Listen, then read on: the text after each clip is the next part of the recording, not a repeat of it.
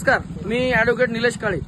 आपण बघू शकता की मी सध्या अनवधी शिवना या रस्त्यावर आहे आणि या ठिकाणी हा जो एक ट्रक चालला होता तो या ठिकाणी पलटी झालेला आहे। मुळात हा रस्ता होताना आम्ही वेळोवेळी तक्रारी केल्या, परंतु त्या तक्रारीला सार्वजनिक बांधकाम विभागाने कुठलाही प्रतिसाद दिला नाही। आता हा जो अपघात झालेला आहे, मुळात या अपघाताला नाही का यांनी साईड पट्टाच ठेवलेला नव्हता या ठिकाणी रोडच्या रस्त्याच्या बाजूला, आणि त्यामुळे हा ट्रक जो पलटी झालेला आहे। आता याला जबाबदार कोण?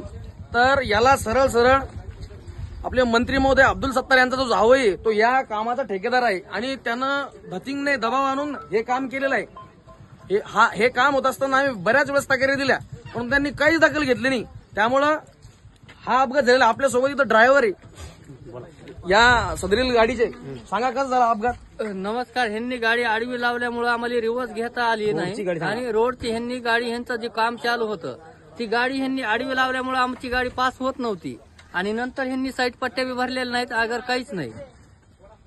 आम्ही रिवर्स गाडी तुम्हाला सांगू इच्छितो मी की बऱ्याच वेळेस मी तक्रारी दिली, माझ्याकडे सगळ्या तक्रारीच्या ज्या आहे ना गोष्टी आहेत। हा रस्ता ज्या वेळेस होत होता त्यावेळेस मी त्यांना बऱ्याच वेळेस सांगितलं की साहेब हा रस्ता खराब चालू आहे, या रस्त्याचं काम खराब चालू आहे। त्यांनी काय केलं, नाही करतो कारवाई करतो, त्याचं बिल्डिंग देणार नाही असं म्हणून फक्त वेळ मारून दिला। आणि काही शेतकऱ्यांनी त्यावेळेस विरोध केला होता, तर यांनी काय केलं की त्या शेतकऱ्यांच्या विरोधात यांनी पोलीस स्टेशनला तक्रारी दिल्या।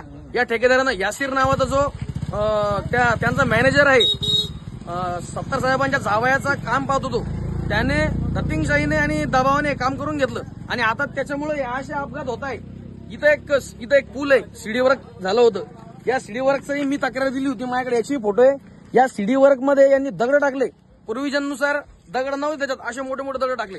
त्यामुळे यांना काय कोणी राहिलं नाही आता वरती, हे कोणाला घाबरत नाही, यांनी हुकुमशाहीने काम चालू केलेलं आहे। त्यामुळे माझी अशी सार्वजनिक बांधकाम विभागाला अशी विनंती आहे की त्यांनी तात्काळ याची दुरुस्ती करून या अपघातात जबाबदार असणाऱ्या ठेकेदारावर गुन्हा दाखल करावा। त्यांनी काय केलेलं आहे, वेरिंग कोर्सचं काम चालू केलेलं आहे या ठिकाणी। आपण बघू शकतो की इथं वेरिंग कोर्स चालू आहे आणि हा वेरिंग कोर्स लगेच महिनाभरात खराब झाला। मग यांना धाक राहिलेला नाहीये कोणाचाच, त्यामुळे यांच्यावर कुठेतरी कारवाई होणे गरजेचं आहे, नाही तर काय होईल, उद्या कोणी ठेकेदार येईल, कसंही काम करेल। आता आपण बघू शकतो की नुकसान झालेलं आहे। हा ट्रक कुठलाय काका तुम्ही?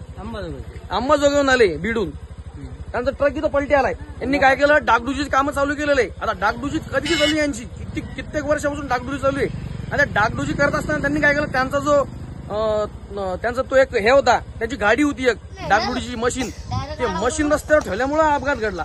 त्यामुळे यांच्यावर कुठेतरी कारवाई होणे गरजेचे आहे, अशी मी सार्वजनिक बांधकाम विभागाचे जे अभियंता आहे विजय सोनवणे साहेब यांना मी अशी विनंती करतो।